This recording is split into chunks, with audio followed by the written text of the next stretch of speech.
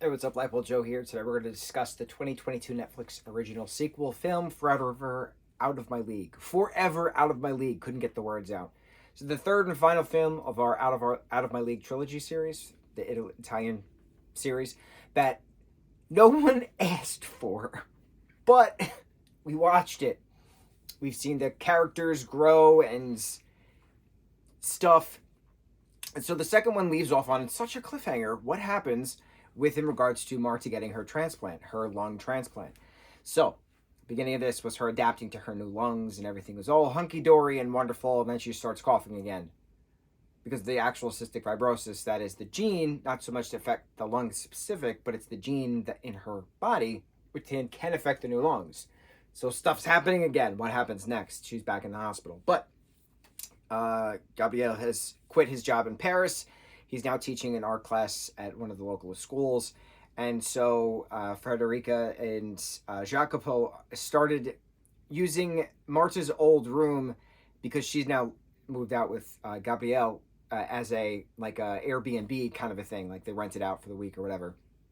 So they're making money off that. But then one of their guests, if you will, one of the roommates for the week, left their newborn baby with them and went off on some adventure. So it's the two of them raising a child for that small amount of time, which goes back to the first movie where they were saying how they want to have a kid together. So it was a practice run. Cute. But now that Jacopo is dating Dario, who is Marta's doctor, it's a matter of, is it a good idea? Is it logical? You know, what happens when Dario is still going on the dating apps, and Giacomo thought that they were exclusive. So it was one of those conversations. Giacomo and Rebecca's evolution of coupling was a smart thing as well. Him meeting her parents for the first time, them all geeking out about The Hobbit and Lord of the Rings. But then her getting jealous with the attention that he's getting from like the baby that, Frederica and Jacopo introduced them to briefly. And so she posts this embarrassing video of him back when he was, a scared guy at the clubs, and, he peed his pants, and she posted this video as revenge, and he knew that she posted it, but he didn't say anything, making her wallow in her own guilt. And then he had her go off on a apology live via Instagram, and she lost millions of followers, and it was a moment. So it's just interesting watching the characters develop. It's interesting watching these individuals who I care about. I don't care about Marta's character. So it was interesting watching the development of the secondary, tertiary characters, seeing what happens next with regards to them. Vittorio is still on the phone for some reason. We still have that character, and yet Arturo is still nowhere to be found. It's interesting.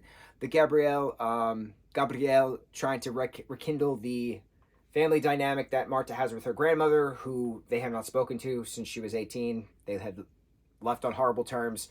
The grandmother then visiting Marta as she's dying in the hospital, explaining her not being a good mother and obviously not being a good grandmother.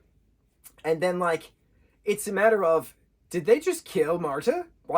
Is that what the machine's doing? Is that why Dario is whisking Gabrielle out of the room? Is she dead?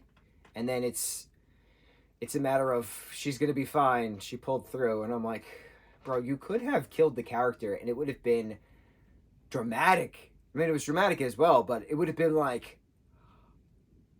I would not have expected it. But the fact that she lives at the end, I expected. And then that moment where you're like, is she going to die? It would have surprised me. I would have had a completely different, I thought the ending was great moment if they actually killed the character, and it's not just because I hated the character from the first movie. It's because it's an interesting point on storytelling. You don't know what could happen. Anything could happen. So I think that would have been a better ending. Oh well, it is what it is. We watched this series. I gotta admit, it's been an interesting ride from a perspective of, I never thought I would care about a property's secondary, tertiary characters more than the main character. The actress who plays Marta is a phenomenal actress because I can't stand her character. She is not her character. She was hired to play that character. And she does a damn good job playing that character, who is just absolutely frustratingly awful.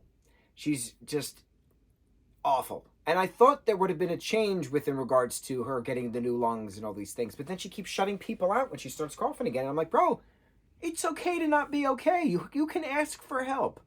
So I don't know. I thought it was annoying. It's hurting my neck. I'm just falling apart.